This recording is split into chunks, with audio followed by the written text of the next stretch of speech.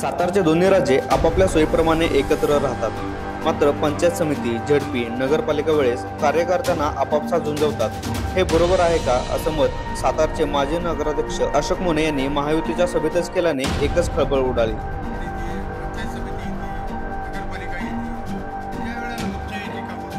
उदयनराजे आणि शिवेंद्रराजे हे गेली अनेक वर्ष सातारा जिल्ह्यातील सत्तेच्या केंद्रस्थानी आहेत। मात्र जिल्ह्यातील तरुण हे नोकरी धंद्यासाठी पुणे मुंबईकडे जात आहेत। याचा विचार दोन्ही राजांनी करणे गरजेचे आहे।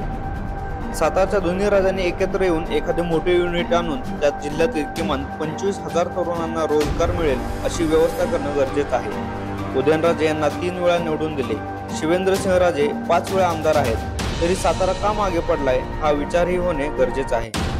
निवडणूक आल्या की पप्पी घ्यायची, झप्पी घ्यायची हे आता बास झाले।